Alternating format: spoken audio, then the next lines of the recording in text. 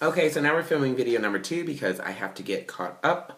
It is still Saturday night, the 8th, and I need to get caught up for my 365 videos in a year, or one video a day. I don't think it's going to happen, honestly, so just keeping it trill. Like, the last couple of days, I just did not feel like filming, and so I was just like, you want to know what? I don't know if I'm going to do this. So, and it's only February. That's so sad, but we'll see. So, right now, we're okay. But we'll have to see how it goes. So, anyways, moving right along. I'm just going to talk about the topic of this video. And so one of the things that's hard about doing a video a day is it's hard to come up with things to talk about. So, but it's very easy for me to talk about books. And even though I don't necessarily want this to be considered a booktube channel per se, because I really don't want all of my videos to be about books. I'd like them to be about a host of other things, because this really, honestly, I started this whole video project not for any type of self-aggrandizement, but honestly to just be like this kind of video diary place. And because one of my goals this year was to read more, it just kind of morphed into where I'm kind of talking about books a lot, because I'm doing a lot more reading and a lot more book buying. I just got Water for Elephants hardcover, which I ordered from Amazon. It was really cheap. I got Your Blues Ain't Like Mine by Baby Moore Campbell. I'm buying more books. I just ordered Control, which I'm super excited about, because Ariel Bassett, who I absolutely love her channel, we were talking on one of her videos. I had made a comment, and she was saying that, they're going to do a live show and read that book, and then do a live show on it on February 22nd. And I was like, So I bought Control off of Amazon really cheap. I think with the shipping and everything, I think I paid like $12 for it, and it's hardcover, so I'm excited about that. So anyways, because of all that reading and stuff like that, and now my channel is pretty much mostly about reading, but I do talk about other things when I feel like it. So, but anyways, I'm rambling, and this video has already been on. Oh, hold on a sec. My battery is dying. I need to charge the iPad. 2 minutes and 22 seconds because I talked too much, so let me just go ahead and get into this. So I am actually doing this book, and this is going to be a guilty pleasure read book review. So we all have guilty pleasure reads. Like, it's the books that you're like, you'd be a little embarrassed to admit that you like, Twilight, 50 Shades of Grey. What's another one? It's like Pretty Little Liars. I mean, come on, I'm 32. Like, seriously, Pretty Little Liars. So, even though I've never read it, and I've never read Twilight, and I've never read 50 Shades of Grey, and I probably never will. But, anyways, to me, those would be in a category of guilty pleasure reads. So, I have a book that's a guilty pleasure read that I actually love, and it's kind of a quirky, I guess, read or whatever, or something that you would just be like, well, I guess, but it's a really good book. So, it's called Kathryn and the Quarter-Six Queens. I have it in the mass paperback kind of edition of it.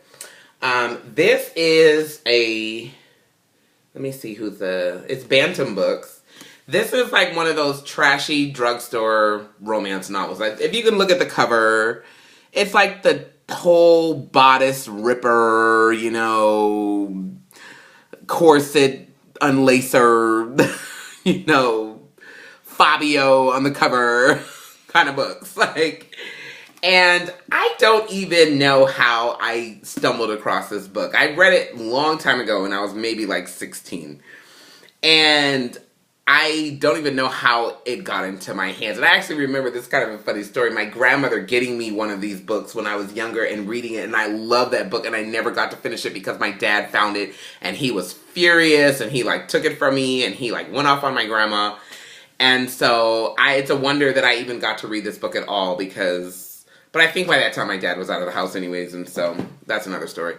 So anyways, so I read this book maybe when I was like 15 or 16, loved it, read it again, and somehow lost it.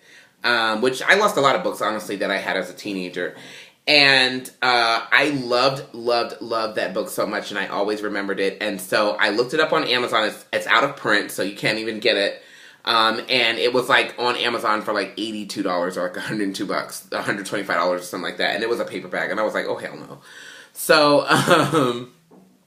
so I just kind of was like, oh, well, that's just never a book that I'm going to have. And then one day I just decided to look on Amazon just out of the blue, and found it on Amazon for $1 or $2. And I was like, oh my gosh. And so I ordered it and bought it and promptly reread it. So I've actually read the book 3 times. And it's about this woman who is a lady in waiting in the court of Henry VIII for all 6 queens. So she is a lady in waiting for all 6 of Henry VIII's queens. And it just talks about her life. And she gets married, but she falls in love with this guy that she met at a ball. And, you know, they're kind of these star-crossed lovers, and so they try in all these different times to kind of get together, but different things happen, and, you know, they can't be together, and then he marries someone else, and all these things that happen. And the thing I think that I like the most about this book, number one, I like that it's a historical fiction. And so it talks about the time of King Henry VIII. And like I said, I used to be super into historian costuming and stuff like that. Victorian costuming. But I love those like period era things. So I really like that. And I really love the story of King Henry VIII and his 6 wives and all that stuff like that. And, you know, who doesn't? And the other aspect of the book that I really, really like is the guy that Kathryn is in love with, John DeGale. His family is Wiccan, and so they have all these these traditions and these ancient things that they do, and it's really, really, really just kind of cool and kind of creepy and kind of mystical and so I love this book, and it's pretty thick. Like I want to say actually it's not that bad. It's like 450 pages. But the writing is really tiny. Like, it's just really little writing.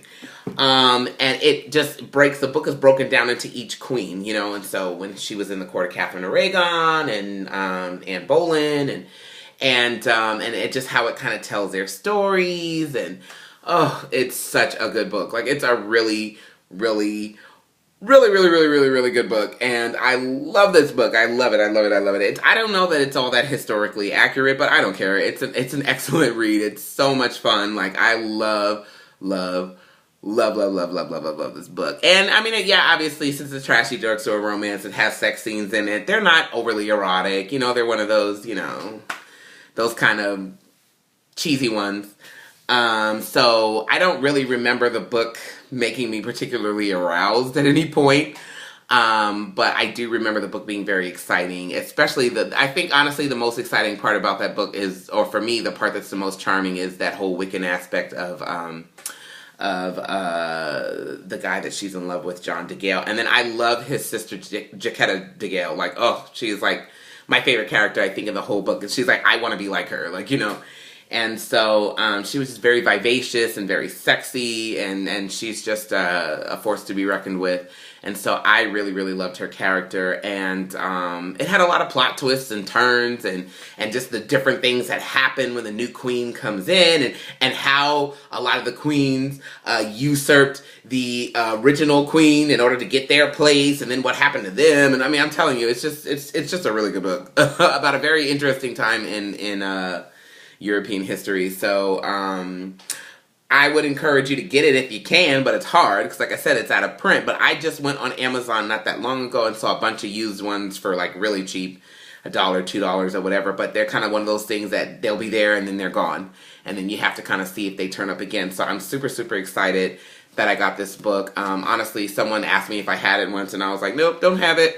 Not because I'm a jerk, but because I would not lend this book out, because I would be devastated if it got lost, because it is like one of my all-time favorite books of all time. All-time favorite books of all time. That's so redundant. But anyways, but it is a guilty pleasure read, because like I said, it's like one of those trashy dime store novels that you see on the little rounder, you know. So, but it's such a good book. It's excellent. So anyways, Kathryn and the Court of Six Queens, and I should tell you who wrote it. Anne Merton Abbey is the one who wrote this book. Kathryn and the Court of Six Queens by Anne Merton Abbey. Great book. If you ever stumble across it at a used book sale or a yard sale or a thrift store, pick it up because it is amazing. And honestly, if you find it on Amazon, it's worth buying because it's really good. So I love this book. So whatever, there it is. 2 videos. Whoa, rock star. Gotta go. I'm tired. Good night. See you later. Bye.